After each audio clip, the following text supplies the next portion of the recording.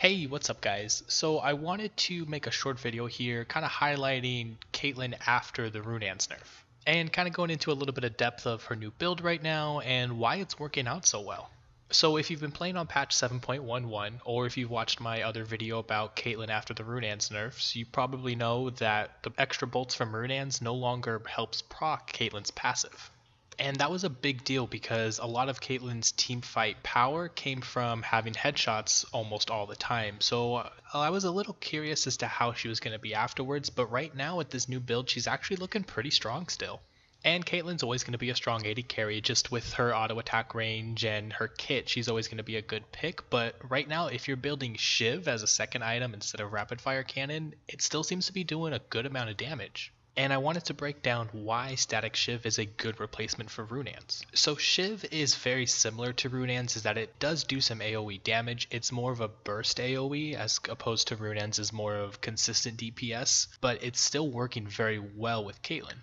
And I think it has to do with that initial burst damage that you get from Static Shiv, especially if you crit with it. It does a lot of damage, and that spreads out to additional targets doing that same damage to them as well. And with how high Caitlyn's auto attack range is, it's pretty easy to get your Static Shiv proc off, especially if you're trying to siege or if you're doing a Baron dance or a Dragon dance. You can really get some good damage onto some of their weaker targets before the fight even starts. And having rapid fire cannon just makes it so much easier to get that Shiv proc off. If you get a crit on that Shiv proc onto their mid laner or enemy AD carry, you can chunk them down to about half health. And that makes them a very easy target for your other teammates to capitalize on when the teamfight does actually break out. And another benefit to having rapid fire cannon is that it lowers the cooldown on your warlords by 25%. So you're getting 25% more healing throughout the fight. Let's say if it's an extended fight, you might get 3 procs of your warlords off, and that's a good chunk of health coming back to you.